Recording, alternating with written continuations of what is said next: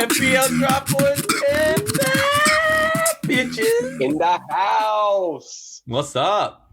We going? Yeah. Back on the Zoom. Well, welcome back to the OFPL Draft podcast. Your one-stop shop for juicy tips on how to draft.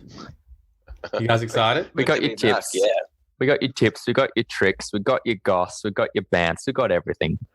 Wow. Well, not got everything. Miley G. Oh, that's all we Yeah. need. That's all we need. Yeah, in the place to be, of course. Boys, Oh, how yeah. you doing? Yeah, I'm pretty good. What about you, Hato? Yeah, I'm going all right, mate. You know, just same old, loving lockdown life, you know. But excited, boys. We're getting close. Draft day for us. That's it. I know. Like 3 days away, 2 days away. What is it now? I can't even keep track myself. So It's Tuesday. We're drafting Friday, Aussie time. Ooh. So Yeah. it's close. I looked at the draft website the other day, and you know how it does the countdown to the draft? Yeah. And I saw that. I was like, oh, baby, we're coming back. Just got it projected on I'm your getting wall. those. I'm getting those like draft tingles, boys. You know the tingles. Yeah, it comes mainly from the groin area. Yeah. It's Yeah. very distinct. Just the tip. Just the tip. Of course, just the tips. That's what we're going to give you today. Well, for those who don't know, this might be a late intro, but we cover the draft format of the Fantasy Premier League. And today we're going to be covering our second episode of the preseason. If you haven't had a chance to listen to Ep 1 yet, there was a more in-depth coverage of transfer news there. But for now, we're going to be talking about in this ep, we're going to cover preseason form for all the teams, focusing more on some of the big teams, and moving on to whatever transfer news has happened in the last week, the done deals, and a couple of rumours.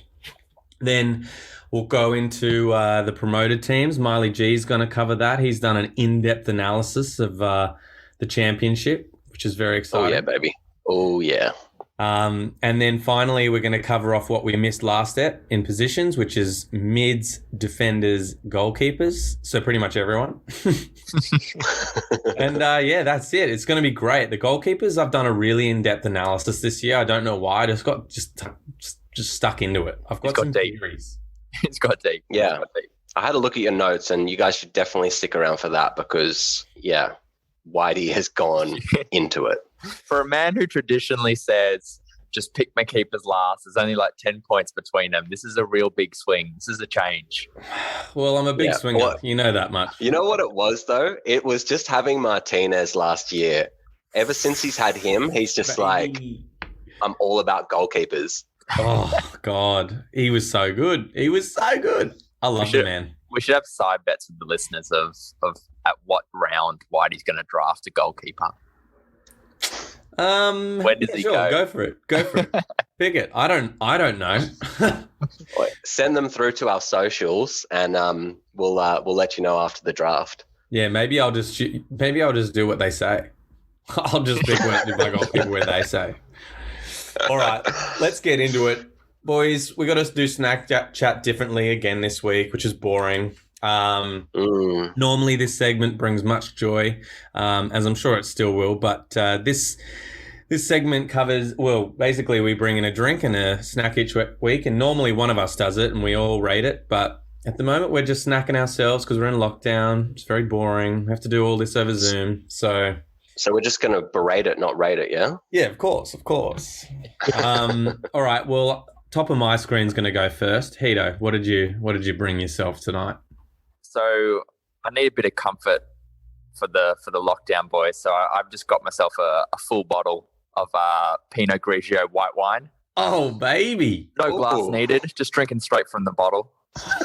Man, the swagger. Okay. And That's then to really cap it giving that's giving off some serious lockdown vibes, eh? Yeah, exactly. And I've followed the trend of last week with some sweetening food. I've got some Lindt dairy milk chocolate to snack on in between as a pre-dinner snack. We have. I was going to say that is an interesting pre-dinner snack. Yeah, I know. All right, Miley G, what's in your place to be this week? Man, Hato, full marks for going proper ghetto on us with your drinking out of the wine bottle. I've Just actually missing a brown joined paper you. bag. Yeah. It reminds me of that Snapchat last year when we were drinking out of Macca's cups, those rums. That was fire, eh? That was a dream. That was But nice. I promise this wasn't scripted, but I've gone a wine as well, but I've got a red wine. It's it's Rabo de Gala from Portugal. Ooh. And it's beautiful. I've had it before, and full props to my girlfriend. Shout outs out to Sarah. Yeah. She got me onto it. Oh, nice. Nice. All right. Crack it. Looks And what are tasty. you snacking on? Oh yeah. I got some eats here. I've got the Cobb's popcorn. I know you love that, I Whitey. love that shit. All right. Yeah. Well, I'll round this out with the What do you got, mate? Mate, I've made myself a spicy pineapple margarita. Oh, fancy. Oh, Fancy 10 out of 10. boy. 10 out of 10. You can get this smoked sea salt as well. So I've done the smoked sea salt around the top. And I've been experimenting in my lockdown life with some cocktails. And I've made a jalapeno pineapple syrup. And so basically the pineapple syrup is spicy. Oh, Jesus. And Did you have a I'm coming jalapeno over. hanging on the glass there too? Did I see? Oh yeah, baby. We'll get one for the socials, hey. And my snack, I've gone nacho cheese. Yeah. I So love that. Doritos. You gone classy at one end and just trash at the other end. Hey, it's a Mexican theme. Although I'm not sure Doritos is that Mexican, but apologies to Mexicans. But, you know, I'm psyched. All right, let's take a quick photo of this. Yep, I've got it actually ready. All right, You want to do this? Full props, boys, for the gram. Yeah, I got it. All right, boys. Oh, that's good. Sorry to the listeners, get we had to into it. pause there. Let's get into this pre-season. Guys, I'm going to go through alphabetically just so it's not biased in any way. Now, I've gone through and I found some stats here from the pre-seasons of all the teams. And to kick us off, we're going to go into Arsenal. Cool. Milo, do you want to start off with a bit of their form in their fixtures? Yeah, for sure. I think they All are right, Burnley in so, first, right? They did, yeah. And Hibs. they actually they lost. Yeah, I know. They got drilled 2-1. So we all love that. But Smith Well, Rowe do got we the all, goal. Miles? Do we all? I nearly said we should skip over this team, but I know I'm actually glad we didn't now. Oh, it's I Miles' wanted to hear favourite that. team, so I thought let's give it to him. Yeah. What, the joke just never ends, does it? No, it doesn't. Mate, we got to have runners going throughout the seasons. Hey, I might subscribe to Arsenal Fan TV, but I'm definitely not a fan of Arsenal. So Smith Rowe actually got the goal. So we all kind of had our eye on him for most of last season, but he never fully got going. So maybe something to look at because, you know, they kind of need that dynamic playmaker, which we know that he can be. So I'm definitely going to keep my eye on him. I won't be drafting him, but, you know, if he's available when he's got a bit of form, I might be looking at it.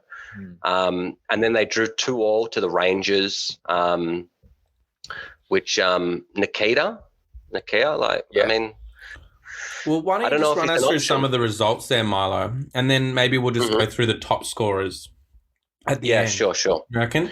Yeah. So So they drilled Millwall 4-1, and then they did the same to Watford, and then the boys in blue beat them 2-1, fuck yes. and then the Spurs actually beat them last night, I think, wasn't it? Yeah, it was last night. Yeah. Or last night for us. Yeah, for me. So form players here. Pepe. I mean, the goals have been pretty spread across these fixtures because they've clearly scored quite a few with 4-1 victories. But Pepe's got a goal and 2 assists. Nketiah has 2 goals. Lacazette 2 goals as well. And Aubameyang's got 2 assists. And Pepe's an interesting one, isn't he? Because he did have about a month worth of form at the end of last season, and he's continued it into this pre. So, you know, what are you guys thinking about that? Like, are you 5 goals looking in to 4 draft games. him? It was 5 goals in 4 games, and he definitely came into favour. I'm always wary about Arsenal. I'm not sure that they've done enough to keep up with the other big teams in this off-season. Like, there's been some money spent, and one of the only teams that I'm really not like, they've solidified some stuff, but I'm not sure they've given themselves too much excitement up front. So, I mean... Yeah, I agree with you, man. I feel like I'd be approaching him as like kind of an okay potential like mid-table type option in midfield that you might snag like in round, I don't know, 6 or 7 or something. Or 8. I thought you were calling Arsenal mid-table. Yeah, I was. Yeah. Oh, good. Good. Basically. But I think that's where they're at. Like, it's someone where you're not jumping on early, but you're like, okay, this guy could maybe get me, if he has a good season, it might pull out 10 goals. You never know. But if it swings the other way, I'm not going to bank too early in my rounds to swing on him, you know? Yeah, well, I mean, it's tough. It's just your kind of 2 main hitters that you'd probably want to draft somewhere between say round 2 to 5, which would be Aubameyang and Lacazette. That's what I'd probably be looking at, and then probably just Pepe, and I'd be interested to get on Ben White, possibly a little bit later as a defender. Yeah. What do you think, Ado? Yeah, I think that's fair. I think it's not an early defender pick, but when you're starting to fill out and you want starting defenders, like from slightly bigger teams, they're going to win more of their games than not. But they just don't keep a lot of clean sheets, as we've seen. So we'll have to see if the leakage stops. Yeah, they've reinforced with a bit. They've signed another, defender. They signed Ben White. Yeah, White and that Tavares guy. Yeah. Yeah, I don't know much about him, but they're obviously making up for some defensive blocks. But yeah, we'll see. Okay. It was Nuno Tavares from Benfica was the signing. That's it. So, yeah, he's not a blow-away defender, but we'll see what happens there. Okay, now moving on to Aston Villa. They're quite an interesting team to me this season. I think everyone's going to be watching them. Yeah, I think a lot of fantasy potential too. It's not just boring players that they're potentially loading into their team. There's that don't just bring returns for goals and assists. I think there's a lot of more of a spread in that team than we've had previously. Like, it was literally basically Grealish and Watkins and if you got lucky with the Trezeguet or El Ghazi for a little bit. That's it. I couldn't remember his name. They've beaten Walsall 4-0, which is pretty big. Then they've taken Stoke City, beat them 2-0. They beat Bristol City 3-0, and they won 3-1 against Salernitana. Yeah, never heard of them. That was a hard one. I should have left that one for you. They haven't put the hardest pre-season fixtures on their list, but, they're getting some goals in there, But if you look at it, I'm seeing, as, we're going to get to this later, but Ings already on the score sheet there. Yep. He is. He's only just moved there, and he's already on the score sheet. So, that's going to be interesting. I think the biggest question there with Ingsy would be the Ings-Watkins battle. Are those points going to be shared? Is Watkins going to go as high as I actually thought he would before Ings signed? There's a lot of big questions there. Watkins has been one of the outstanding performers. He's got 3 goals and 2 assists in the preseason, which is already continuing what was a pretty good Prem season for him. And I think a lot of people have said that they reckon it's going to be a big season for him. But one of the big talking points is Jack Grealish provided most of the assists to him during last season. Without Jack Grealish, is he going to be as good? But I'm seeing here that Buendia has assisted, who is the replacement for Grealish, who has assisted Watkins twice already in preseason. So maybe he's already linking up well with Watkins, and we won't see a dip just because Grealish is gone. Yeah, I think that's going to be one we're going to need to dive into for sure.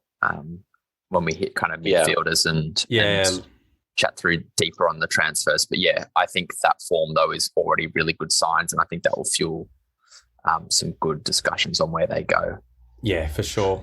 Okay. And just to round out Aston Villa, I'd say that, Watkins, Ings, Wendita, and then all of the Aston Villa defence, you should be considering drafting if the opportunity arises at the right time. Not a lot has changed. Well, one big thing has changed, but I think defensively not a lot has. So, yeah, I do agree with you, Miles.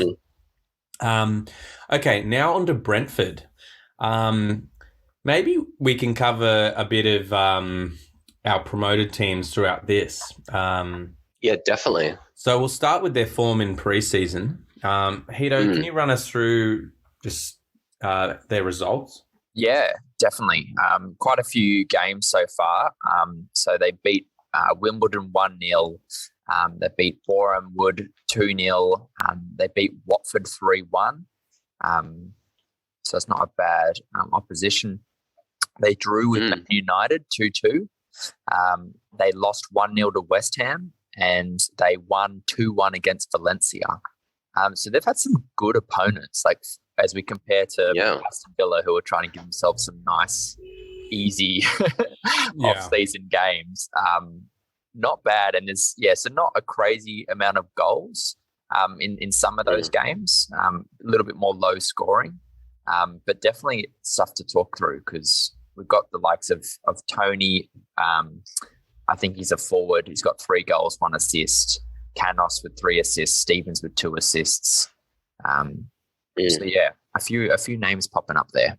Well, Miles, why don't you run us through what Brentford was about last season? So Brentford across the championship, they scored 79 goals, which was the highest goal scored in the championship, and it's actually a really good feat, 79. They conceded 42 and they kept 17 clean sheets. So not too bad with clean sheets, but I wouldn't be banking on their defence because Brentford is actually a team similar to Leeds, and I think that they're gonna actually shock quite a few opponents with goals. So I'd be really wanting to, especially from a draft standpoint, be focusing on these 3 players, which, Tony, who Hito mentioned, he played 45 games and he scored 31 goals with 10 assists. I saw that. It's huge. So if you had him in, if he continues even maybe 3/4 of that form, I think that you'd be really in a good position. I've kind of heard like a theory that like when promoted teams coming up and there's someone scoring really well in the championship, halve whatever they did. So last season, I agree with that. And then you might see what they might do in the Prem. And there's no guarantees in that. That's just a theory. But for me, it's actually, but that's a good. It puts you in perspective a bit because a lot of people might get very, very excited seeing those numbers and draft him too early. And they might get rewarded. That is very good form. But I think most fantasy managers, if you're playing it safe, should look at it like, okay, he's going to score half of that and see where he ends up in your kind of plans. Yeah. And I think a perfect comparison here is Ollie Watkins. He did well in the championship with Brentford, got signed by Villa into a more established team, and he did pretty well last year. I can't remember the exact number of goals he got off the top of my head, but it was like 12 to 15 or something like that. I'll give it to you. And it could have been a lot more. I mean, he hit the bar like 5 or 6 times, the most number of any Premier League player last season. 100%. Yeah. But I think the interesting... Good stat, Miles. There we go. He's got the stats on hand. But I think what's a call out there is that he went from a team that got promoted into an established, probably stronger team with Villa. Whereas we've seen it with Pookie, for example, 2 seasons ago, killed it in the championship, came up with Norwich, got maybe 10 goals or something early on, and then Norwich were just demolished in the league as a team. Yeah. So I would be sitting somewhere between those 2 scenarios with this. Totally. it's hard to say people can come up and do it, but then they're doing it with the same team. Yeah, for sure.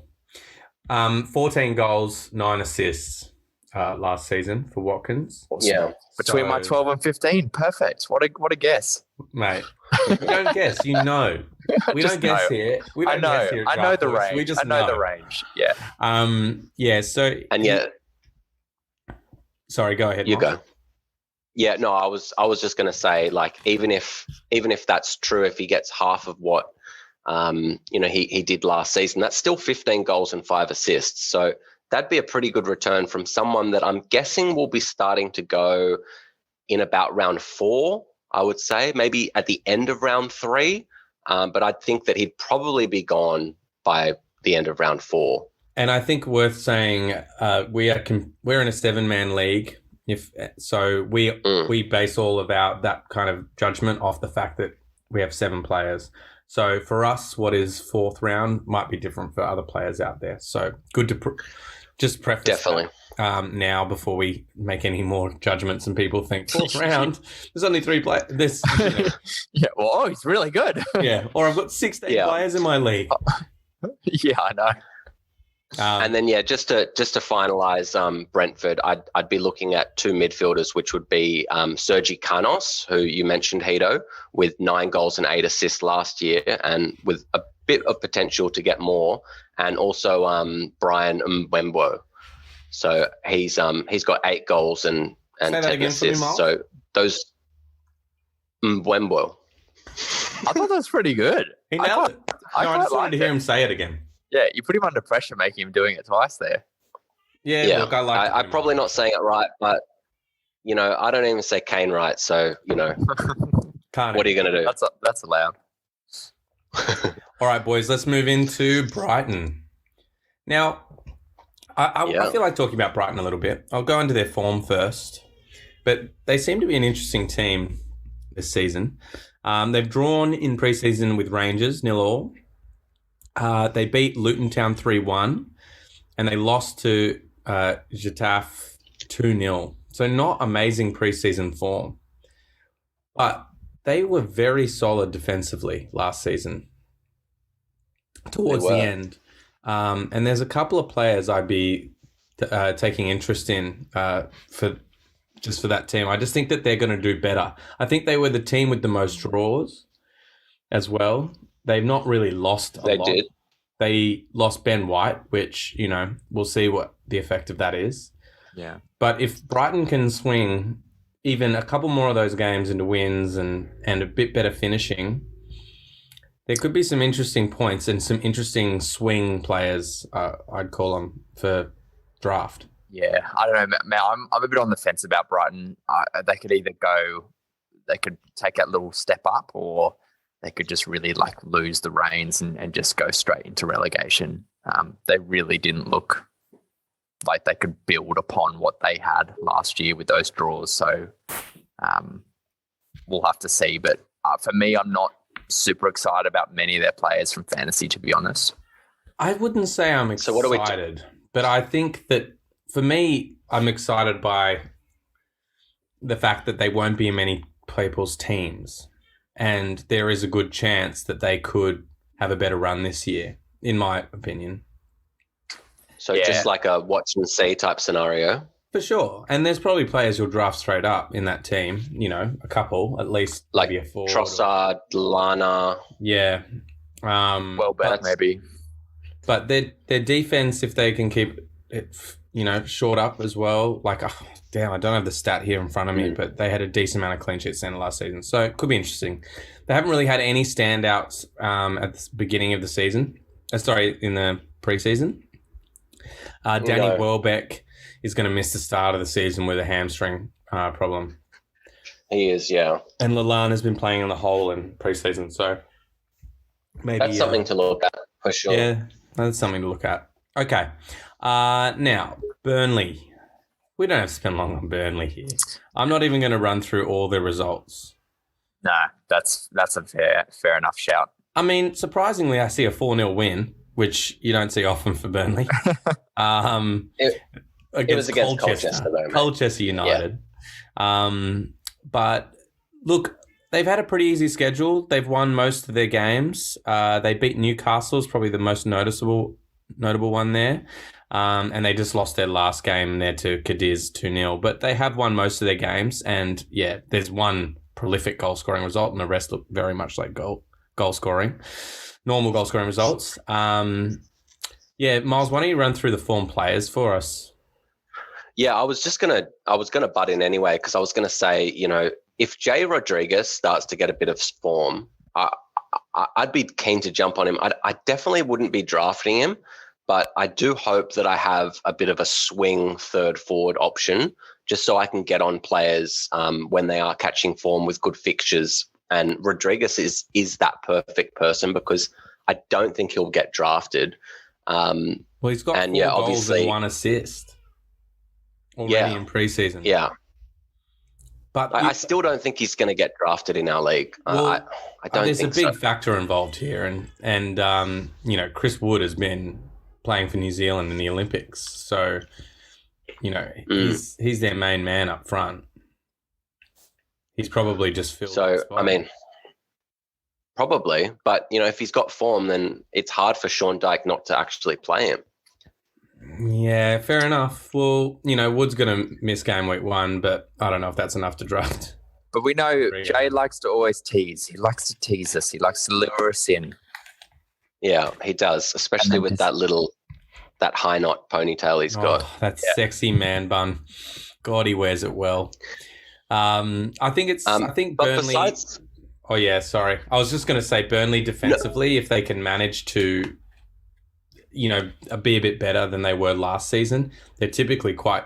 They're normally a safe option in there. Mm-hmm. Yeah, I think Pope is definitely like your best bet into that defense, I think. For sure. And, he's in a team where he's only...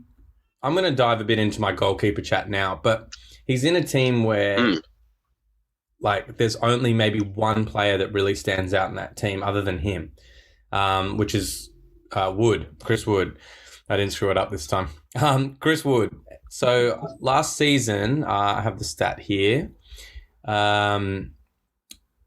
So Pope got 20 bonus points and Chris Wood got 16, and no one else was close. And Pope didn't even really have a good season. He was on 144 points. If he can have a slightly better season this year, I think he's definitely one of the strongest keeper options out there. And he faces kind of the same thing that Martinez does, and that he doesn't have a lot of competition for bonus. So that's Martinez got 27 bonus points, and we didn't really talk about this during the Aston Villa, but I'll cover it now. He got 27 bonus, which is crazy. But in that team, he was outperforming most players, and he does stand out a bit. But when you've got players like Edison, and I'll only talk about that briefly, but he's never going to get bonus. I think he got 3 bonus points last season. Yeah, unless they save a pen or something, it's pretty rare. And 66 saves. So he doesn't get points from saves. He only gets points from clean sheets. That's what you're relying on, because the players in the outfield outshine Edison, because he never sees the ball for starters. Not saying he's a bad keeper, but he never sees the ball because City is so good. And that means no bonus. So finding that balance will be interesting this season for sure, between a player that gets bonus, faces saves, and can actually keep a bit of a few clean sheets. Okay, moving on. Thanks for letting me rant. That's all right. That keeper chat, it's like keeper research. It's in there. Dude, it's in there. It needs to come out. I'm just going to go over my keeper stuff through this. I think we should talk about it all. We'll just intersperse a bit. Yeah, let's do it. I feel like we're on a nice roll here. Let's just keep bringing in more of that keeper chat, defender chat. Maybe whatever we miss, we can get at the end. Burnley highlights. Well, that's a good segue, mate. Great segue to the best team in England. Maybe actually in Europe. In Europe, isn't it? It is Europe. Champions. The champions. When's the Super Cup? The Super Cup is Thursday morning our time. Oh, Tuchel versus Emery. Oh yeah. I'm ready. I mean, look, a lot of our players went deep in the Euros because they're so good. So they're not all back from international duty. Well, they are back, but they're fresh. They're not fit. So I'm not expecting to see too much from some of our best players. But well, let's see if you can live up to the standards Liverpool set a few seasons back, pulling off the Champs, Super Cup, FIFA Club World Cup. We'll see. Yeah, no, we will. And I'm very confident. I'm so confident this year. Like, you don't even understand, Hito. I can't wait till we go to Anfield and pump you. All right, Miles, why don't you do us the honour and tell us about Chelsea's form? And I'm already liking the look of this first one. You don't come to me? Like, come on. All right, so Chelsea beat Peterborough. So the almighty Peterborough got taken down 6-1 by the mighty boys in blue.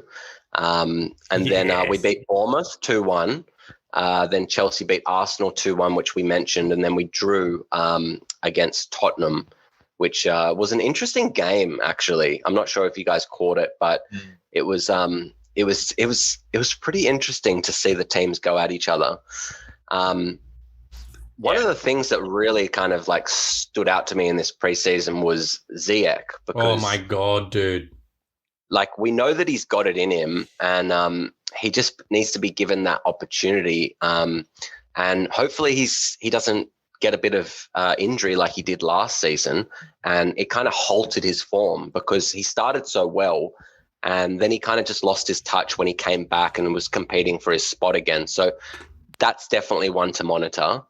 I didn't realize he was 28 as well. I thought he was like 23. He's an older boy. Me too. Yeah. I looked it up randomly the other day because I watched the highlights of the Chelsea Tottenham game, and I was like, just look up Ziyech, and just started reading it. It's like 28. I was so shocked. Yeah, I know. I did not know that. I thought he was young. Yeah, crazy. He has been outstanding though, and some of the goals he's scored have been really good. Yeah, but they have been. It's going to be really interesting at Chelsea, and why don't we just cover it now? But there are so many question marks. Oh, mate, I was going to say it's a really good opportunity. Just change that 3 on the start on the sponsored jersey just to a big question mark. You already got the kind of shape going. The Riddler. Sponsored by the Riddler. It's a good opportunity to kind of dive into a couple of other Chelsea options because, obviously they've been away with Euros and things like that. So I think that we can all agree that Mason Mount is probably the most nailed on Chelsea player to be drafted fairly high up in most drafts. Yeah. He's obviously not a first round pick because he's more consistent than going to get you a massive score. But now I want to have a bit of a discussion about the Lukaku, Werner, and Havertz debate. What are we thinking? It's nerve-wracking as fuck to think. I mean, as a Chelsea supporter, I'm psyched to have that much available. But as a fantasy player, like if Lukaku comes and Mount is nailed on and we play a 5-2-3 or whatever, 5-2-2-1 or whatever you want to call it, where the fuck are all these wingers going to play? Like, Havertz, for me, feels a similar kind of role to Mount. Like, they're kind of similar players in a certain way. Then you got, like, Ziyech and Pulisic and Werner. Yeah. Who are all kind of, like, playing winger roles. Like, Werner's played a fair bit in preseason, but Ziyech has been outstanding, and I don't know how you can't play him. I feel like he has to move away from the 5 at the back. Like, he's just got to... If he's loving Werner and Havertz, and now he's chucking Lukaku in the mix... It's like, surely he has to change his formation. Like, unless he just, one of them really gets lost there. Like, who loses out? I think Mount gives you more work rate in the midfield role than Havertz overall. So you'd rather him be in the 2 if that's, it's normally Jorginho and Kante, isn't it? And then it was like Mount, Havertz and Werner. But, like, I don't know what you do. Like, I think... It's a super nice problem to have. Yeah, but fantasy though, it completely fucks you over until you actually watch a few games because have they been playing 5 at the back all pre-season or mixing it up? I actually don't know. I haven't seen. He did in a couple of games. But when you're talking about work rate, I definitely want to mention Werner's work rate. And I know that he missed a lot of golden opportunities, and he was a massive prospect that everyone was hyped up about at the start of last season. But I still really do believe deep inside that he's going to have a breakout season. Like, he just works so hard, and he's just got to get a little bit more confidence in front of goals, and they're going to come flooding in. Like, I genuinely believe that. You don't think some of that will shift, though, to Lukaku with a big main man up front?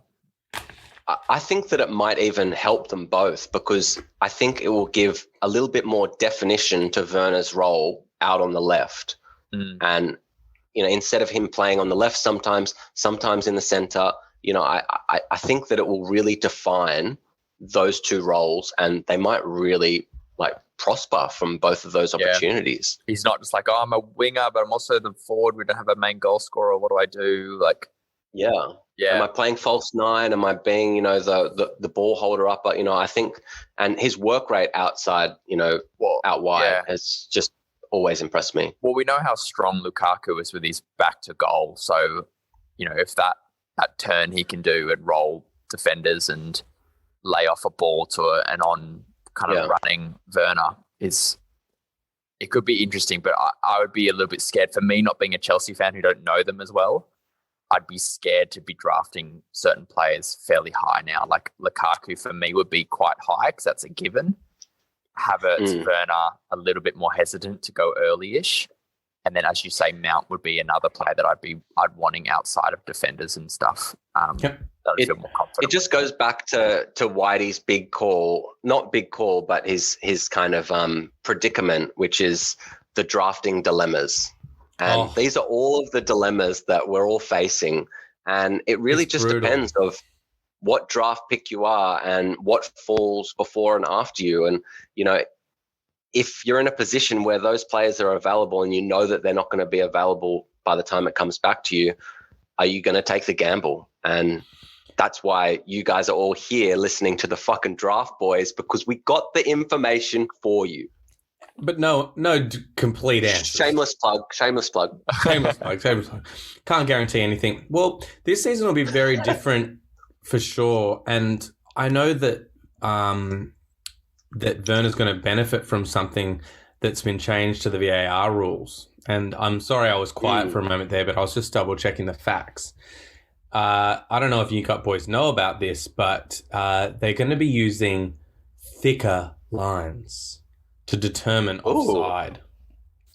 Okay. So basically, it takes a bit of the precision out of it. So, for example, when a toe was ruling a player offside, now it might not, because the lines will be thicker. And according to what I've read, it may give the Premier League back about 20 goals. So when you think about the fact that there were a lot of penalties last season. And ever since VAR's come in, there's been a lot of pens. So pen takers are very valuable, but it may increase the value of players like Werner, who very much run off the shoulder and would have missed out on quite a few opportunities for being ruled offside when it was very, very close last year. He's notorious for the offside goal. Yeah. It's got his name written all over that trophy. So yeah, that's a good 100%. Shout. I like that. That's interesting. It could be a year of wingers, like the Salahs, your Manes, your Sterlings, even Son, even Jadon Sancho. Even forwards. Even forwards Werner is kind of a winger now, but if he plays central, which he did for the start of the season, he was constantly called offside for being that just on the edge. But anyway, that should be a very interesting change to it this year. So yeah, I thought that was worth mentioning, because I think that'll swing a couple of players into getting a few more points, and may see a resurgence in forwards value, because we've seen kind of mids being more consistent than forwards in the last little while. Yeah, it's going to be crazy. Okay, next. Oh, should we move on? I think we've covered. Yeah, Chelsea. let's do. Yeah, let's move on. I think worth saying, Chelsea are going to be solid defensively again. That's how he built his team last year. So I think that a lot of the players, if you were just looking at the points they scored last season, which I know a lot of people do, and just go, oh, how many points did the Chelsea defenders score? I think you got to remember that Frank wasn't there. Frank was there at the beginning, so they might not be as high up your list. Because their form was so good towards the end of the season. Same goes for Mendy as well. While you're mentioning Mendy, why don't you just take us through your goalkeeper stats on him? Because I think that he's someone to definitely consider as, looking at Edison, he doesn't get a lot of saves or bonus points. I actually remember Mendy being a little bit higher than those, like in those premium goalkeepers. Yeah, so yes, basically Allison and Mendy edge out Edison in that premium the goalkeeper range. Edison just only made 66 saves. Mendy and Allison are a good comparison because they both got 140 points. Allison had what was not the best defense in front of him this season. We can go into it more when it come to it, but I think it's good to compare them just here. Definitely. Because Allison has got 13 bonus points last season, and which is a pretty big haul of bonus for him. And the reason being because Liverpool's defense was pretty rubbish because of the loss of Everton and other big injuries in their defense. So he faced way more shots than he normally would have. Allison's a good keeper. He made 84 saves, which is, 20 saves more than Edison last season, and managed to keep 10 clean sheets in comparison to Edison's 19 clean sheets, which is crazy. And it got 13 bonus points. Mendy is very comparable in that he got 8 bonus points last season. He got way more clean sheets than Allison with 16. Only made 57 saves. And was on 140 points. So that surprises me, that number. Yeah, the 140? No, the 57 saves. It's so low. And that's the thing is when Tuchel came in, there were like no shots on goal. The form, we had so many clean sheets and it just was... It was an interesting time, but we kept a lot of clean sheets, were very focused on defense. And Mendy, he kept, I can't remember what the record was under, most of the clean sheets came under Tuchel and he got 16. So it just shows you the form that Chelsea had once Tuchel came in. And, Mendy's going to have a full season at that this year. And it's also... Tuchel's second year. He only got half a season. He did that straight away. So the players haven't changed that much. They're going to be better drilled and they're going to want to win the Prem this year. I just think expect more clean sheets. Anyway, Mendy could do better than 140 points. Everton. Blah, blah. Oh, sorry. What about Palace? Oh, did I skip Palace? Oh, yeah. Boys. Oh, boys. I never want to skip Palace. Oh, please skip him. I think, honestly, we only really need to mention Zaha. I mean, he's the talisman for that team. I wouldn't be picking up any of their defenders, and it's really hard to actually pick up an attacker besides Zaha, and he's had an awesome preseason with 4 goals. So, in my opinion, the advice that I'd be giving out to the podcast is if you can get Zaha somewhere in, I'm saying the start of round 3, I think it's a really awesome pickup because, if he stays fit and gets on a bit of form, he's their man. Are you worried about his injuries? Yeah, you've always got to be worried with, a player that has had a few injuries and stuff, but I still think that the risk is worth it in the long run. I just want to throw another name out there. Yeah. Benteke. he had a pretty solid end of last season.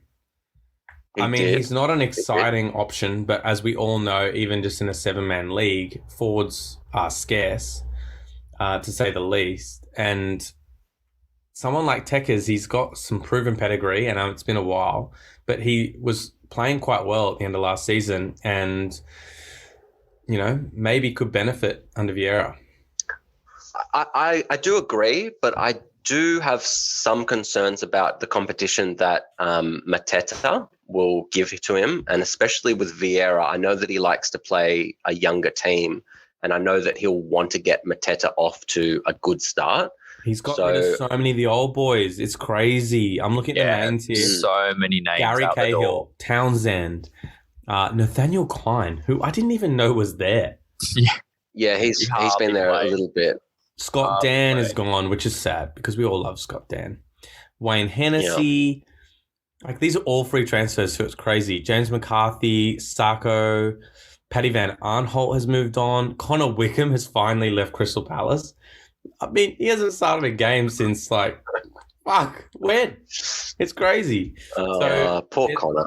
They're doing a massive clear out there, and they've brought in, a couple of young guys. Michael Elise, who is a bit exciting. I think maybe we briefly mentioned him last ep. Yeah, we did, yeah. And Mark Guehi from Chelsea on loan. He's meant to be quite a strong up-and-comer. So that kind of supports your theory on youth. Yeah, no, definitely. I think one thing just to shout out as well in terms of, I just had a quick look at the minutes. Benteke has only had about 19 minutes in pre-season, whereas Jordan Ayew has had the most minutes. What about Mateta? Mateta is kind of, he's up there. He's in the top, kind of 8 players of minutes. Okay. So maybe I actually isn't good advice.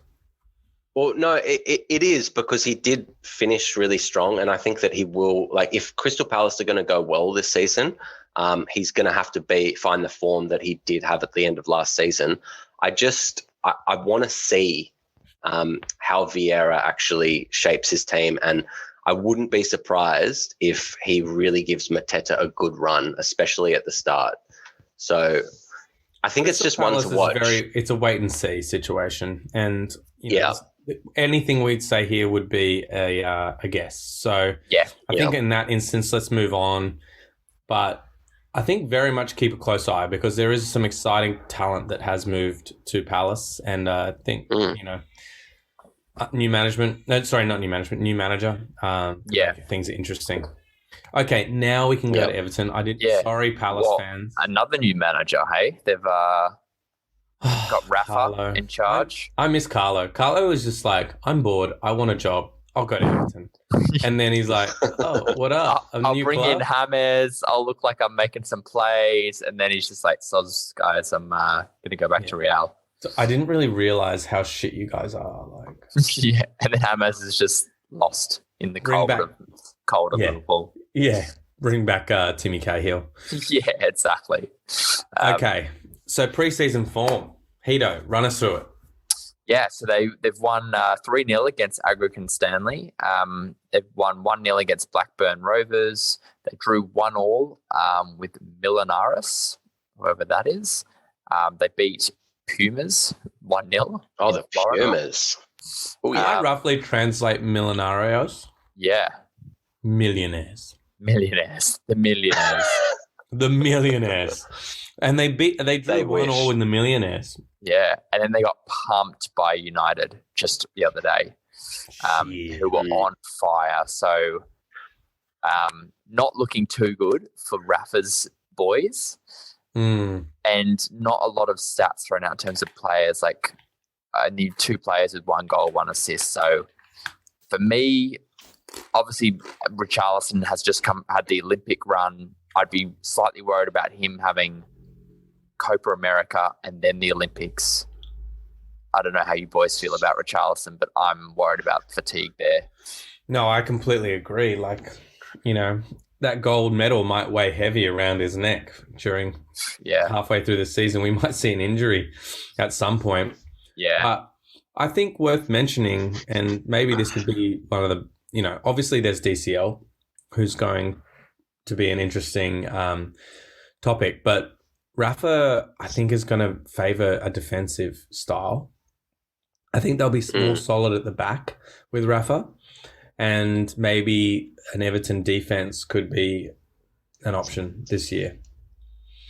Yeah, especially when you look at Pickford. I think he was the goalkeeper of the tournament. I don't think he let. I think he let in 4 goals, wasn't it? 3 or 4 goals the whole tournament. Yeah, he was on fire. I think he'd be someone to look at. I've changed my tune. As soon as he grew hair, he's a new player to me. This twin brother, I swear, it's not Jordan Pickford. If he starts wearing a hat, then he'll be sold on him. Oh, mate, I'll buy his jersey if he wears a hat. We didn't get to do any hat chat. Wow. Quote.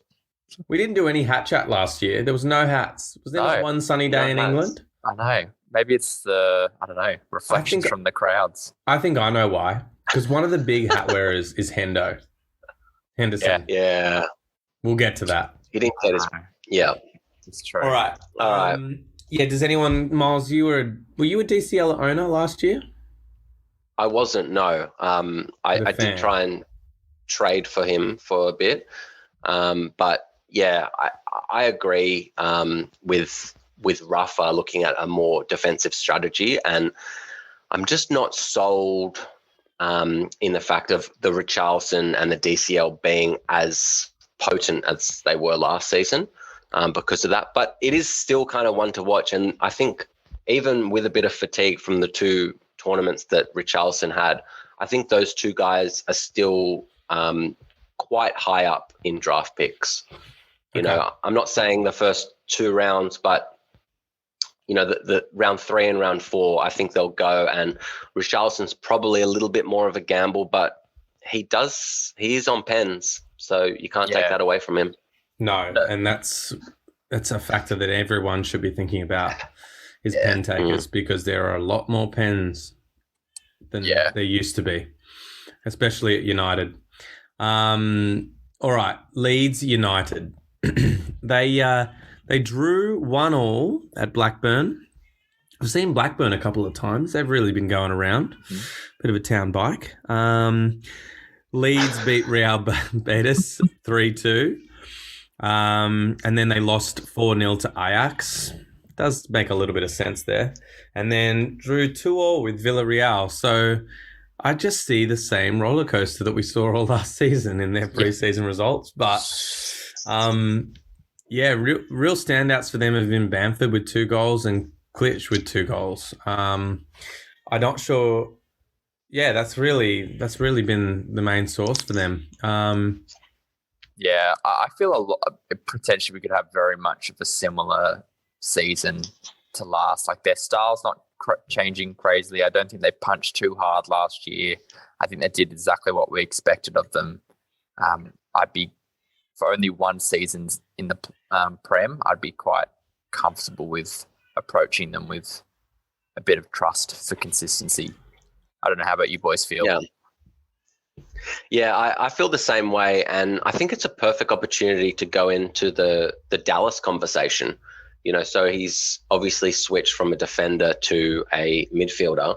I think that does hamper his prospects for this season, but you can't take away from him, just being a midfielder and someone that you can kind of rely on for some assists and goals. What do you guys think about that conversation? Dallas is interesting. I mean, I had Dallas last season, and clearly, he was awesome. He was, I think, the 6th highest mid for the season. Played a lot Defender. of minutes. Yeah.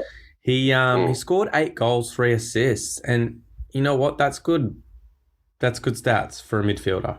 So I think what will be good for a lot of Dallas will be funny in a way, I think, because I think everyone has those players in their leagues that aren't paying as much attention and look at the points. And I think he actually benefits players that pay more attention this year. So, the people that haven't really paid attention to the fact that he's switched from a defender to a mid are going to get fooled by him, and he's going to get drafted in probably a lot of leagues by someone who just is not paying attention. And that just means you can make a more educated pick. I think he's going to go earlier than he should in most leagues. I agree. I think you've also got to think that he's going to basically, if you made him a bid last season, he loses about 36 points from that total. Yeah. So drops him down a little bit. A little bit. Fuck. You know, a long bit. Still a solid score, like in the 140s or so. That's still pretty solid. Especially overall. For a promoted team with midfielder, 100%. Yeah, but then you wonder as well, like how many bonus were tied into those clean sheets when he didn't score. Yeah. And, it could potentially be a bit more. So you've got to view him as kind of a maybe 120 to 140 type player instead of to see the 170 and go, ooh. Yeah. One other, I think we discussed Firpo last season. He's got an assist in pre-season. Sorry, last ep. I think he's already got an assist and slots right into the attacking style. Yeah. I think he does sound quite enticing, and he did get some starts at Barca. I think so too. I actually didn't realise that they let Alioski go. He wasn't a transfer out. He was released. Interesting. Which I was surprised at because I thought he was okay, but maybe they knew this guy was coming in and. Well, it's a huge transfer, I think. And it looks like they've benefited from the fact that Barca are trying to get rid of everyone on their paychecks. So I think he's going to get drafted for sure. Not going to get a lot of clean sheets, but can contribute a lot. Yeah, those wing Leicester, backs. Milo, you are a Leicester fan. Let's get into Leicester. They've played quite a few preseason matches. Why don't you run us through?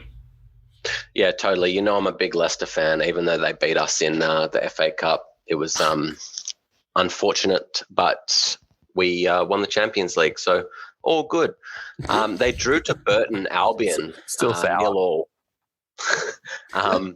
Then Wickham Wanderers actually beat them 1-0, which was a really interesting result. I don't think they played a full squad. They drew 3-3 with Queen's Park Rangers. They got their first win against Villarreal, 3-2. And they just beat Man City in the Community Shield, which I thought was a huge result, even though I had a look at the lineup, and obviously Man City don't have all their players back, but you still beat Man City, and their B team is pretty much better than most Premier League starting teams. So it's a very good feat to them. With form, I got to go to my boy. I mean, Kelechi Iheanacho, I think that he is going to have another good season. He didn't really play half of last season, and the second half, I think I remember doing some stats. He scored like 120 points in the last like 14 or 15 games. It's crazy. Or maybe it was 100, and he was averaging like 8 it won you the league, Miles? Would it say it won you the league? That pickup definitely won me the league. It cemented it, and I've been looking at getting Kelechi Iheanacho shirts after last season. Oh, no. He fucking, I'm in love with the guy. Like, okay, take it easy. Well, with a name, Kelechi Iheanacho. I hate to burst your bubble. 2 goals he scored in pre-season have been pens. I know, I saw that. And it was when Vardy wasn't on the field. Yeah, he came on as a substitute. Mate, stats don't lie though, okay? All right. Look, I think you could 2 goals. I don't know. I think he's similar to I know I'll probably cop some shit for this, but he's similar to Dallas in a way, and it's not a position change, but probably benefit formation. Formation and, a little bit of Vardy injuries and a little bit of injuries throughout the Leicester squad. I mean, Harvey Barnes was injured for a lot of the end of the last season, and that is exactly when Iheanacho came in. And 100% I agree that, like, there's going to be a choice made at Leicester about whether he's starting Harvey Barnes or Iheanacho, but I just think the risk is higher at this point. I've definitely got my goggles on, haven't I? I've got my Kelechi goggles on. I think you do, bro. You got the goggles on. Bring me back down to earth, boys. No, I like this. Can you please stay this? I want this to carry over to Friday. We'll bring you down to earth after Friday. Yeah.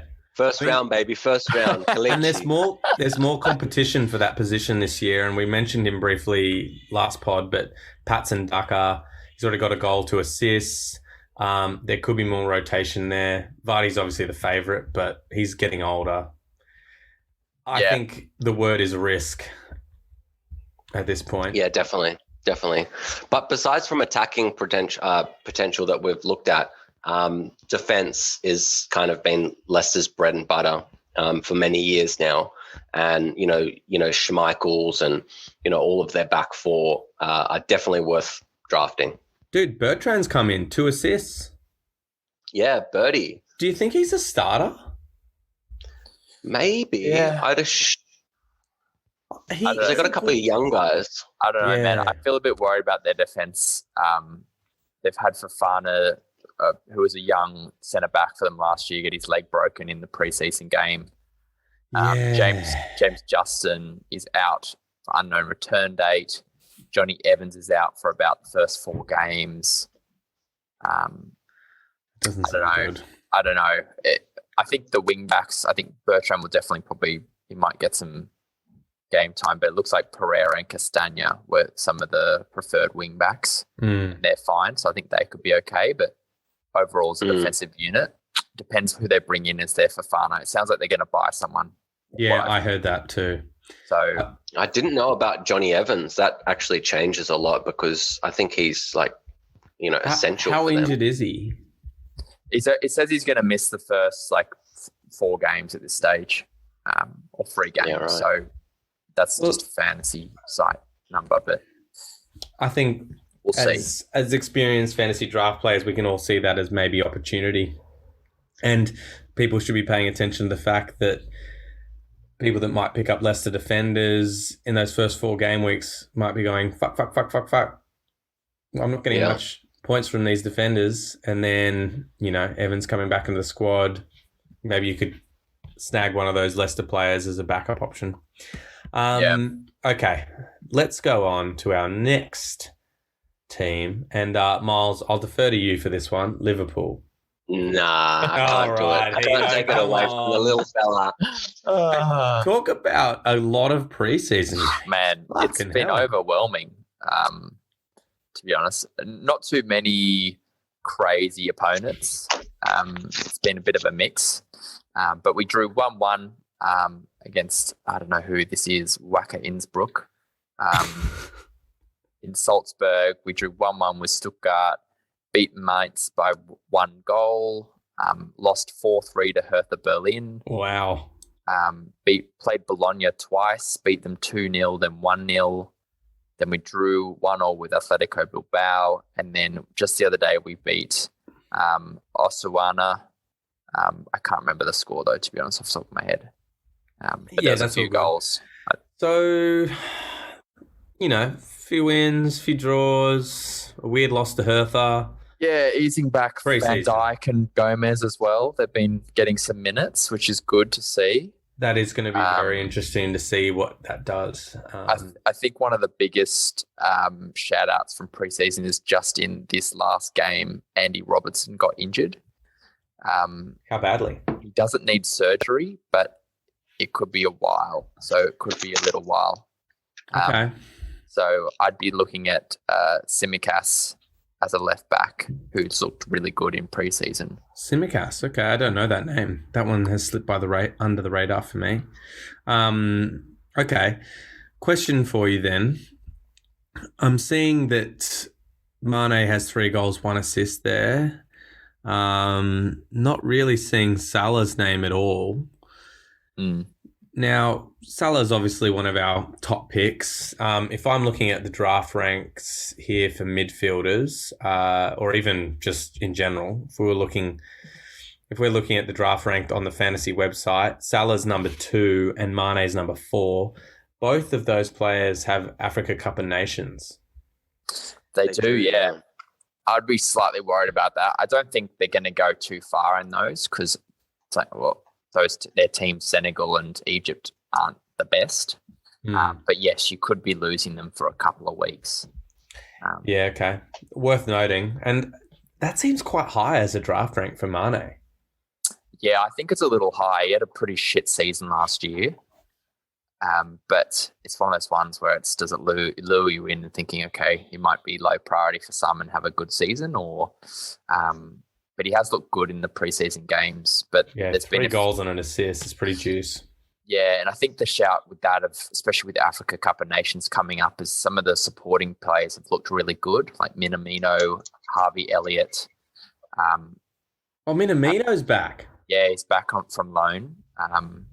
So they've looked really good. Ox has looked pretty good too. So it'd be interesting to see, and Jota obviously as well. Now he's back in the squad, so I think it'll be good to watch that when they disappear. Okay. But yeah, I just remembered as well, Bobby got 2 goals in this last game for preseason, Bobby Firmino, and Minamino got 1 as well, I think. So good. I hope that will mean people go, oh, Bobby Firmino, I'm going to pick him up early again, and he'll do fuck all. All right. Yeah. Any other big notes for you, Hito? That's mostly it, mate. No new signings, really. It's just kind of a lot of the same names you'd be wanting to pull in from draft. It's just factoring in, obviously, Van Dijk and Gomez coming back. They might be eased in, but obviously still very strong first contenders. But the main fantasy outlet points, though, the main outlet for fantasy points from Liverpool still remain as Salah, Mane, Trent, and, well, maybe Robbo. We'll see how injured he is. And VVD, maybe. Yeah. But and probably Jota as well. Yeah, Jota's an interesting one. But, yeah, okay, I think he's a good rotation one. He would get enough minutes like we saw last season. Let's talk about the Premier League title defenders. Manchester City. Yeah. Form, Miles, run us through. Really good besides the blip against Leicester that we mentioned. 2-0 against Preston, 4-0 against Barnsley, 4-1 against Blackpool. They're just goal scorers. Easy games. Yeah, very easy. Yeah, easy games, but you got to look at it in the sense of they still got to score the goals, and most of the games in the Premier League are pretty easy for them. At least 10 of those games they're not a walk in the park like Preston and Barnsley and Blackpool, but they almost are. Especially but we do see scorelines like that in the Prem, like in exactly. So and they don't have their full. Yeah, the big thing for them is how many players haven't done anything preseason, like played. So Jesus, Sterling, Laporte, Stones, Edison, Walker, no preseason essentially. Yeah. And then Jackie Grealish has just come in, just got his first minutes in the Community Shield. Yeah, he played. Yeah, he played. He didn't have a super good game either. Can I just throw something out there? Like 100 mil for Grealish. I know he's a great player, and I'm not going to take that away from him. But like 100 mil, I'm not really convinced that he's worth that much. He is a good player. He's a great player, and he's English. But sorry to cut you off, but he scores like last season. I think it was like 7 goals, 10 assists, and there were a lot of injury minutes there, mate. Like he was injured for a lot of that season, and he's also playing for Villa, and he was the only player. Really, I know that we did see blips of form from Trezeguet and El Ghazi, but and Watkins. He was the sole focus in that team. Like he was being targeted by every defender whenever he played, and he still got that result. If he's in a team like City, he's not going to be that. He's not going to, he's not going to be the sole threat, which means. But 100 mil, mate, that's the market. Like he's also 26 too, so he has years on him. I know what you mean, man. It's so inflated. Like, even the number being thrown around for Lukaku is crazy. It's like 112 euros, 112 million. Dude, I've heard 135. That's for 20. He's what, 28? Something, 29. Yeah. Yeah. No, I think it's different with strikers, though, just for like a midfielder. And I know that you got to put on probably like 10, 20% because he's English. But, I mean, I just think 100 mil. Look, I'm just not fully sold. I'd still be considering drafting him. Don't get me wrong. I'm very surprised. That's the question as well. Like 100 mil to City. Yes, it's a decent number, but it's City. That doesn't give guarantees to playing time to me. Yeah. Why are they spending 100 mil on a midfielder when they've got like 4 or 5 pretty similar-ish players when they need a striker? Like, how are they not going to... Okay, I know that Grealish isn't really like that winger that they've got plenty of, but, you know, like they've got a lot of midfielders. It is a weird decision when they've just got one striker now. And they haven't nailed down Kane. I think the complexity of Kane's situation... It must have just opened up to jump on Jackie Boy, but it seems like Pep wants Bernardo Silva out, so they're going to probably lose him. Yeah. I just think, like, where does Jack fit in at City? That's the big question. Like, whose spot is he taking? Man, well, he normally plays on the lefts, and that's where Sterling plays, so I don't know. Like, and $100 million, that's a lot of money, but also it's City. They could pay that much and not even play him. Well, we know how much they've spent on defenders and just chuck them out the door the next season. So exactly. So I wouldn't be looking at his price tag and saying anything is guaranteed. What rounds? Did have a good Euros. How many rounds in do you think he goes? Like, he goes no further than third round for sure. Yeah. Like, I don't care if that's... I mean, this is in our league, but... I don't think he gets past that. I think everyone sees those dollars spent on him and they could be making the right decision, but... Yeah, I think when you weigh up as well, it's easy to forget when you start talking rounds. Like when you're in the draft and you're like, oh, we're round 3, and you start looking at who's left on your list, you're like, holy shit, I've ticked off so many names. Yeah. Like you take like 14 players out of that list, you're like, wow, we're now...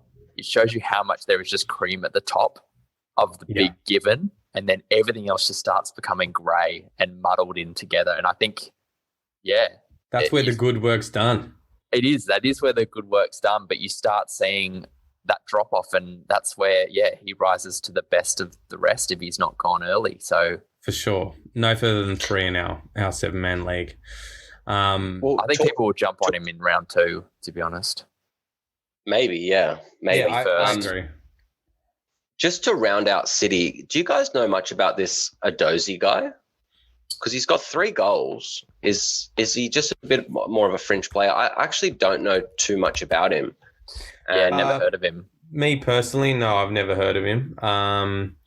You know, he's young. He's an 18-year-old, so he's probably just kind of playing in pre-season, getting some minutes under his belt. But he's nothing really to worry about fantasy-wise. No one's going to draft him.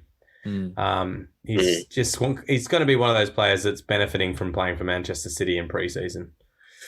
With everyone missing. Yeah, for sure. They've got so many people missing. He's just played a couple minutes and they got a good result against Barnsley, which I can see he got a goal there. You know, he has played in quite a lot of the games, but as we said, there are 6 or so players of their starting lineup that haven't even kicked the ball. So I think that's going to change. Not going to change there. All right, Manchester United, the other side of Manchester. The evil side? I don't even know which is the evil side now. I just feel like you just call all of Manchester evil. The side with the biggest signing of the season, Tom Heaton.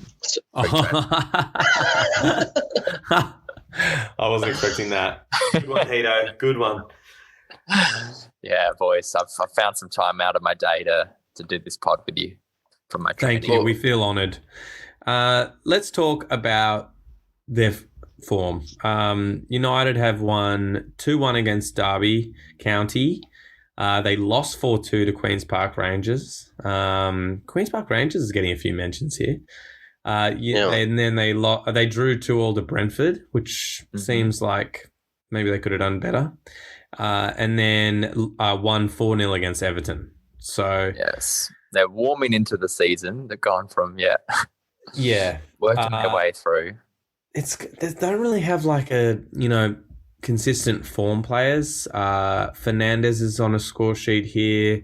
He played in the Euros, not super deep, but Yeah, it's not he been a scored a long nice. off-season. It was a free kick.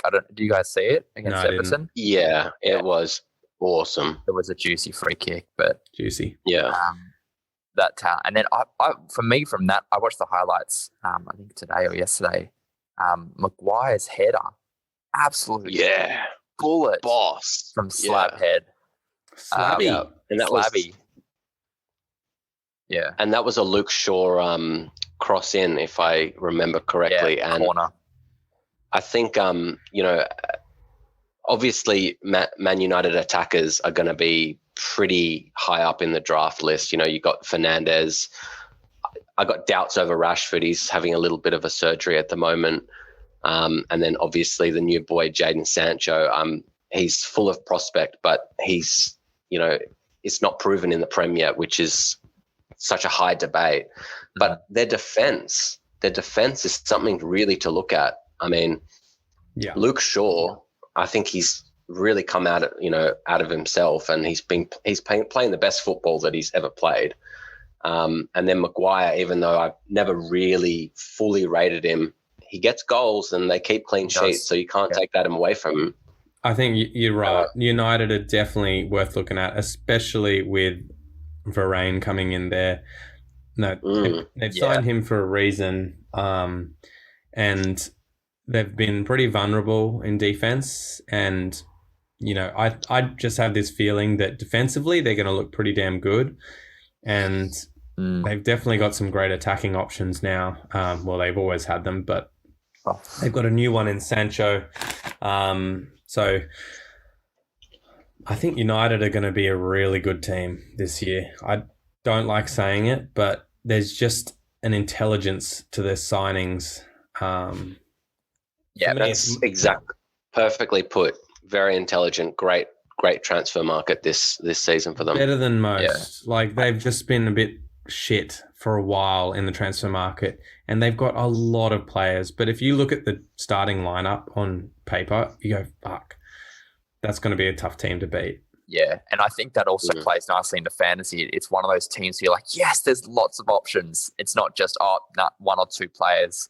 I think, there's so many. Like, we don't know what's going to happen with Martial, but Cavani was good for a second or third striker last year, off and on.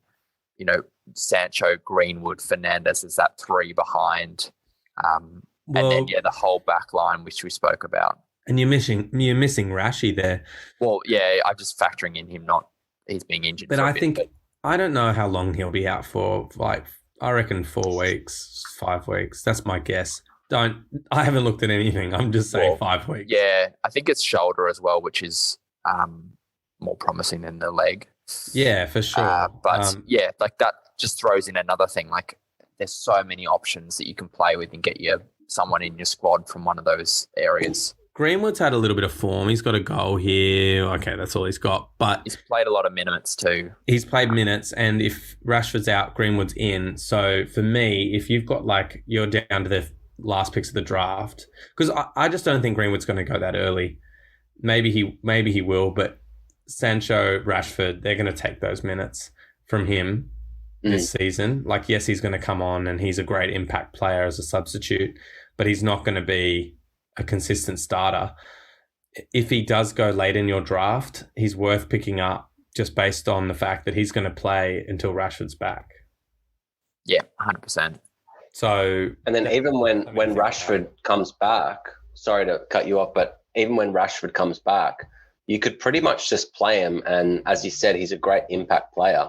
If he doesn't come on, then you're just going to get your first sub. But if he comes on when teams are a bit tired, he might even, blag you an assist or a goal. So, Greenwood's not too far away from being some sort of option in a draft. I agree. Okay. Newcastle United. Yeah. They lost 1-0 to York City. They won 3-1 against Doncaster. Drew 1 with Rotherham. If that's how you say it. 2-0 against Burton Albion. Well, there's a name from the old days. Lost 1-0 to Burnley and then beat Norwich 3-0. A couple of goals across the board for some of the boys. Fraser with 1 goal, 3 assists. That stands out for me. They're the 3 assists, which is nice. Gale with 2, Murphy 1 goal, 1 assist. Wilson 1 goal, 1 assist.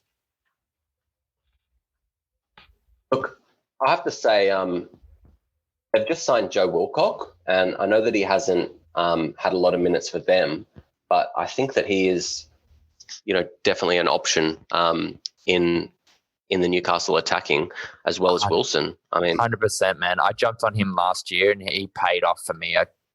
He had a great run. I think he's got some potential there. Yeah. He's one of the standouts there. They've got a very, very fast attack with Almiron and Willock. There's some serious speed there. So it depends how he decides to set them up, but maybe as a counter-attacking team. And I'm forgetting St. Maximin, another fast player. So they could be quite a good counter-attacking team this season.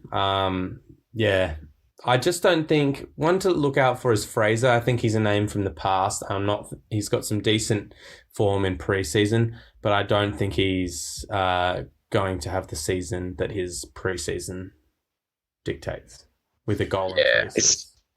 It's just one to watch. I think if he keeps fit, I think he was injured a lot of last season after he made his move from Bournemouth. But if he stays fit and him and Callum get together again, they definitely are lethal to producing goals. But defensively, Newcastle are just one to stay away from. I'm not too sold on their defence. I haven't been for many years. No, Wilson is going to be, the main pick for that team, really. And Willock is the interesting outsider. But we saw that there was a serious lack of finishing from that team last year. So I think we should move on to another team that we won't spend much time on, Norwich City.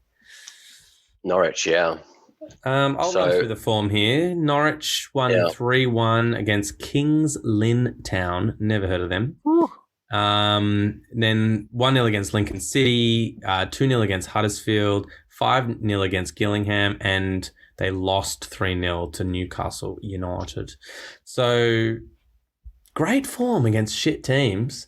And then they came up against one of the Prem teams and got pooped on. And you got to assume that a lot of those Norwich players weren't doing anything over the break. So I'm sure they've had plenty of time in pre-season. So you can't put it down to pre-season too much. Newcastle, have definitely bested them there. Form players for them are a guy called Ida. I don't know much about. He's got 4 goals. Cantwell has 4 assists, who's one we'll be looking at this season. That's really it. Dow has 2 goals, 1 assist. Nothing from Pookie. Yeah, nothing from Pookie yet. But just to kind of round out Norwich, they scored 75 goals, last season in the Championship, and they actually created the most shots and chances created from a promoted team from the Championship. So that's an interesting stat, but it is the Championship, so we have to take it with a bit of a grain of salt. Yeah. But they have lost their most creative player in Buendita, who's gone to Villa that we mentioned before. Sorry, what's can his they name? keep Buendia? Oh, there we go. We fixed it. I think. Never mind, Miles. Buendita. Well, I think we've got the name for him for the season now. Buendita. Buendita. And yeah. So, and then just finally to sum it up, this Milo Rashica? Rashica. Is that how we're saying it? Yeah, sure. I quite like Rashica, but we did mention him briefly last pod. He looks interesting. Yeah, something to keep an eye on. I don't think it's a draft person, but if they get a good run of fixtures and he's got a bit of form, you could probably jump on him for a few weeks. Yeah, I'm not really enticed by anyone at Norwich. I just think they're going to be the first to be relegated again. For me, they're not super exciting. Yeah, that's my opinion. But yeah, agree. All right, next team. Let's talk about them. Southampton. I'm worried about this team. Yeah, I'm worried, man. I think they could go down. they could. Right, give us their form. So their form, they drew 1-0 with Fulham. They beat Cardiff City 4-0. Beat Swansea 3-1. Beat Levante 1-0. And then they lost 3-1 to Athletic Bilbao. So they've had decent form pre-season, but they've lost Ings. They have lost Ings. Theo Walcott has rejoined their team after being away for how many years has it been? Yeah, because he was on loan, was he, last year when he joined for a bit? Yeah. So now he's official, but man, I'm a bit worried about them. They were so up and down last season. Yeah, I can't agree with you more. I'm interested to know, can Adams perform for the whole season? Because we did see that he got a bit of form at the right time when they've lost Danny Ings.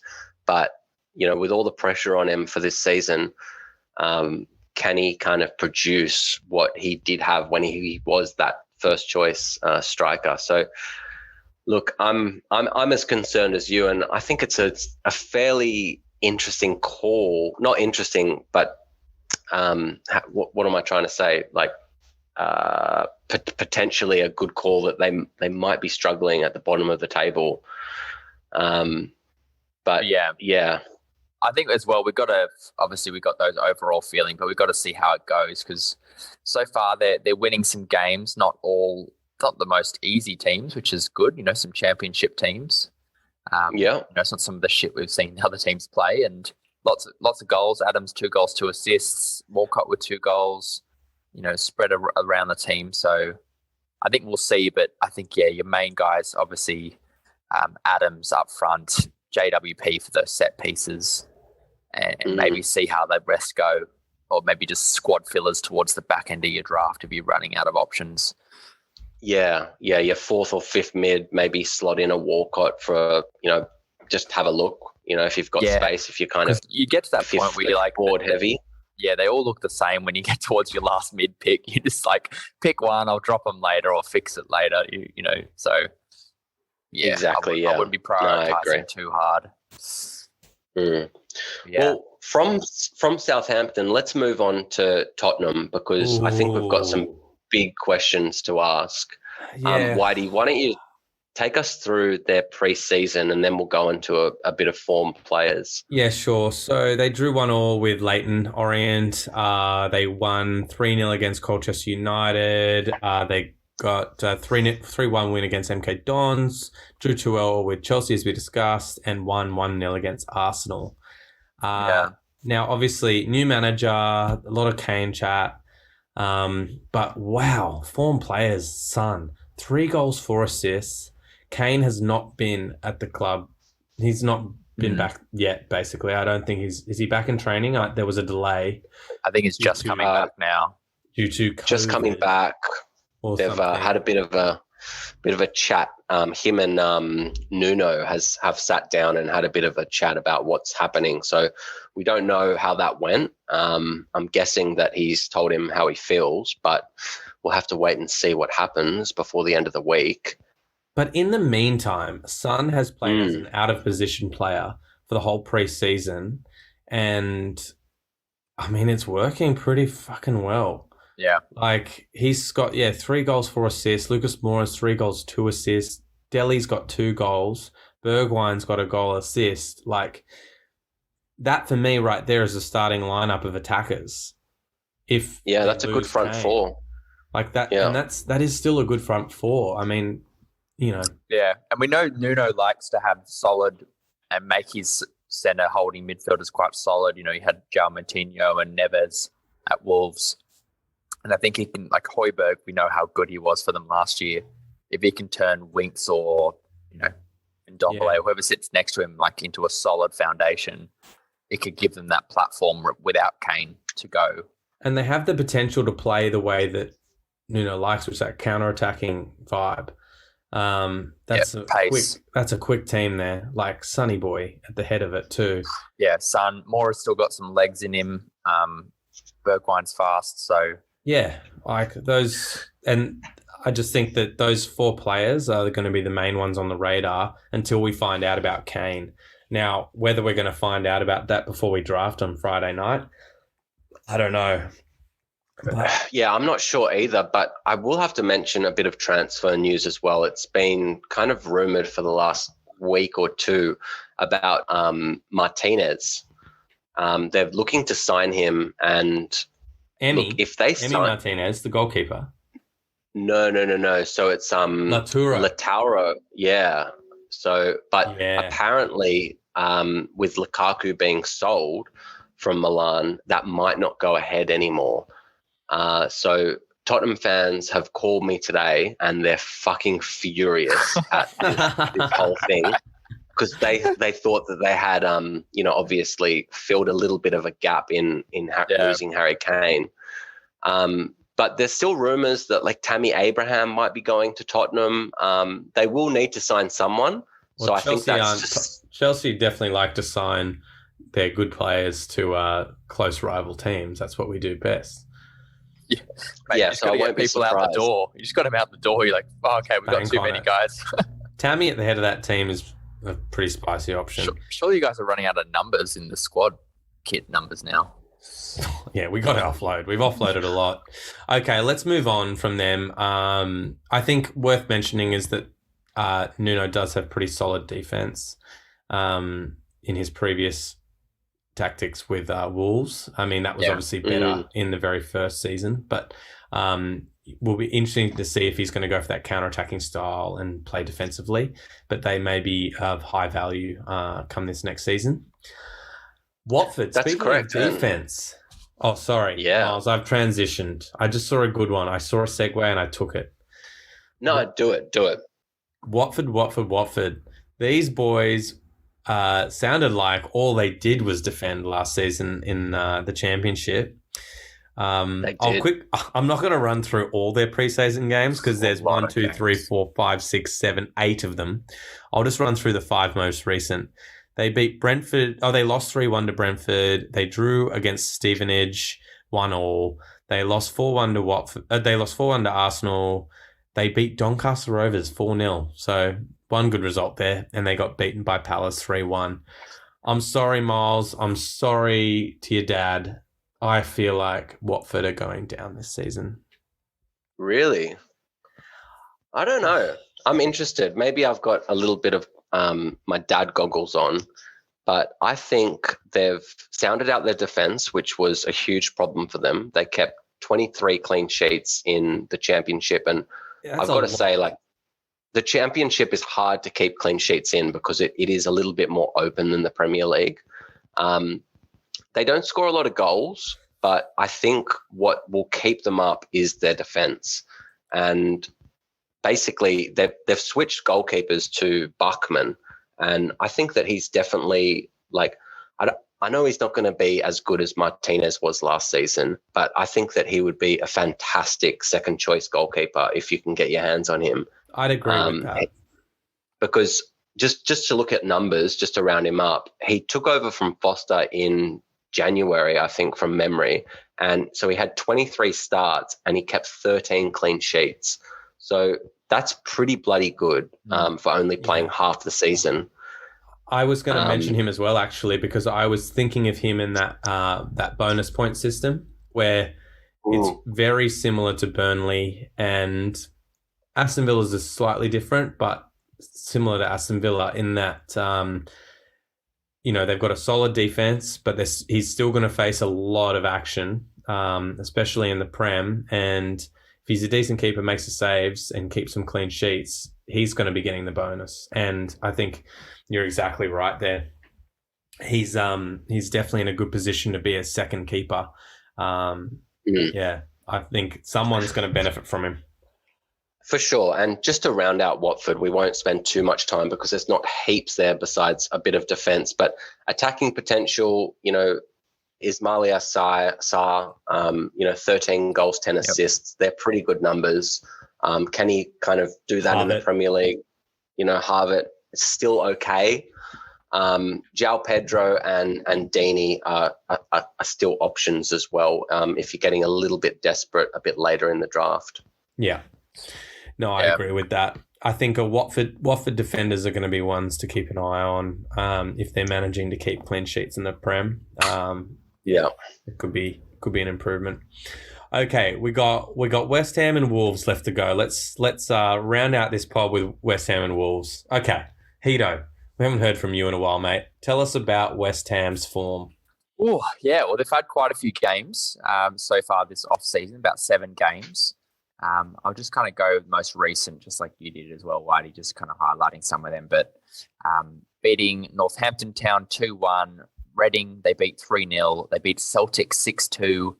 They beat Brentford 1-0, and then they beat Atalanta 2-0. So poor Ange. Ange Postecoglou, covenant. Yeah, I know. He's had a rough start. He hasn't had a good start there.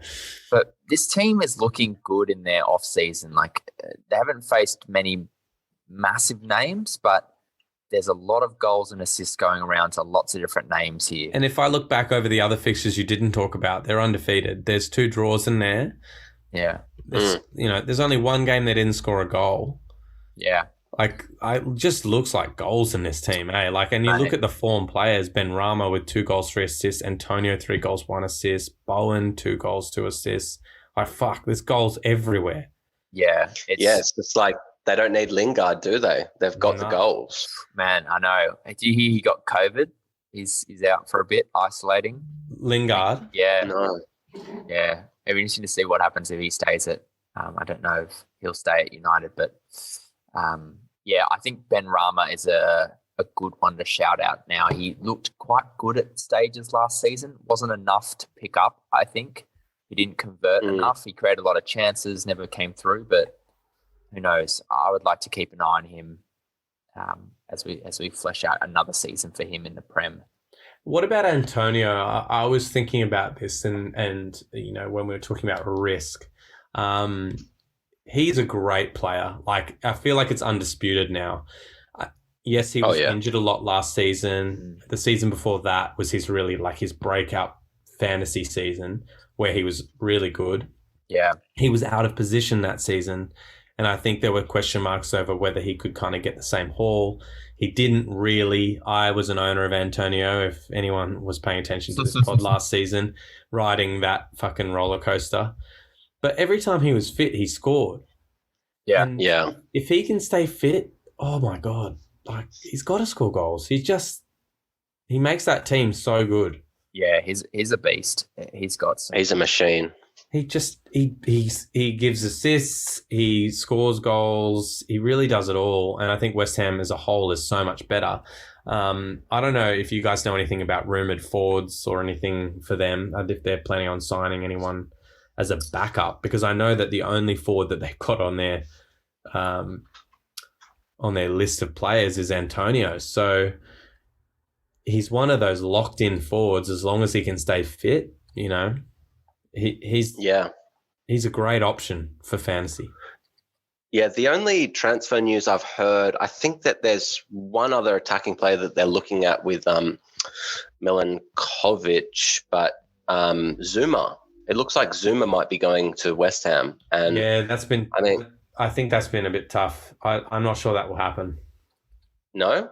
Okay, I was hearing it for a while and it's gone a bit quiet now. Yeah, something went a bit sour. I think maybe it was in link with a Declan Rice transfer. Okay. But I'm not really sure. I have a feeling that Zuma might not have wanted to go. Yeah, right. That's interesting. I mean, who would want to leave Chelsea? Mate, he's got a Champions League trophy. Why would you want to? And I'd watch that too if we're talking about Chelsea. If they switch to a back four to squeeze in more players, like that's a Zuma territory there. Oh, big time. The last step. But just for another rumour for West Ham, it was just 2 days ago rumoured that they might be looking at Origi from Liverpool. And I think Tammy that's it. was thrown out there earlier. So who? What was the second name? Sorry, Tammy. Tammy Abraham, yeah. Tammy's been linked with a lot of clubs. But not like the strongest sources. So okay. But yeah. Grain of salt. Is that a bit of Daily Mail stuff there, Hito? Or the Sun. Or the equivalent. I think it was the Football Insider, whoever the hell that is. Never read Football Insider. So let's go to Wolverhampton Wanderers. Wolves. Let's round out the W's. Let's do it. I know. Okay, Miles, form me up, baby. Well, as Hato mentioned about Southampton, I've actually got a bit of fears for Wolves. I think that they might have a bit of trouble, and they might be in the relegation battle come the end of the season. I'm not really convinced that they've got it, especially with losing their manager. Obviously, question marks about Jimenez. Can he get the form that he has had for, not last season, but the last couple of seasons before that? I'm looking at their preseason, and it hasn't been great. I don't think that they've won one game against Coventry, and just a couple of draws and a few losses. What do you guys think? I mean, I'm not too sold on them. They have been really good fantasy prospects in the past, but their defense was good at that stage, and Jimenez was on form. So, and Neto's been quiet. I agree with you, man. With the change of manager, I don't feel as confident knowing what they're going to look like this year. No, I completely agree. That they've made some transfers in. Jose Sarr to fill in for Patricio, who's gone to Roma. They firmed up that signing for Ait Nori. They signed Francisco Trincao from Barca, who did actually get a bit of minutes at Barcelona. So it could be an interesting addition. And then Yerson Mosquera in defense. It's just a lot of question marks over them. And I think, as we like to say on this pod, ones to watch for sure. Jimenez is going to get drafted, no doubt. Like, I don't think that can be ignored. He is some goal-scoring pedigree. And forwards just disappear so quickly. Yeah. First, a few big forwards go, and you start looking at the list, and you've got to fill them out somewhere. So he's going to go. And they've had some injuries too. I think it was, oh my God, who was it? Who's their fast little guy up the front? Neto. Neto, yeah. He's been injured. So when he's that why he hasn't been playing. When he's back, he'll give them a bit more of an outlet up front. But their manager isn't super proven either. I think he got fired pretty quickly after winning like 2 games in the Portuguese league. So only winning 2 games. So I don't know what's going on there. Yeah, that's a tough one, man. And even looking at this Podence now, who was good for a bit last year, he was expected back early this month, but he's not, doesn't seem like he's been playing. So there were their threats: Jimenez, Neto, Podence. Boys, I think we pretty much covered everything there in our our preseason form guide. We tried to include all of our mids and defenders in there and goalkeepers in that chat. I think we did a pretty good job, to be honest. Pretty good coverage of everyone. We covered everything else that we were going to talk about after our preseason, and just during that pod, we just transferred everything into that one section. So I hope everyone enjoyed it, because I think there were some really good, stats in there. Yeah, definitely. And this season's going to be very, very interesting. I think it's going to be one of the hardest ones to draft in a long time. Yeah, I agree. Yeah. But I'm excited. I'm so excited. Boys, this is it. I'm raring and ready to go. Boys, I count down 3 days, 23 hours, 32 minutes, 35 seconds, 34 seconds, 33. Hey, boys, it's been a pleasure yet again. I'll catch you at the draft, and to the listeners, we'll see you on the other side. Good luck in everyone's draft if you haven't had them yet. And also, just a quick little shout out. We've been getting quite a few questions on people being offered trades and stuff like that after their early drafts. So please send them in, and any advice that you want to do. We discuss it as a group and give like a really balanced opinion on the advice that we give to you guys. So if you need anything, we're always here on our socials, FPL Draft Boys. And on the Twitter as well, I see Hito's been hitting it up pretty big time. So don't be shy. Reach out. Yeah, we'd love to hear. We're here for you. We're here for you. We're here for you. And on that note, we're leaving, so we're not here for you. Bye. Bye. Draft Boys.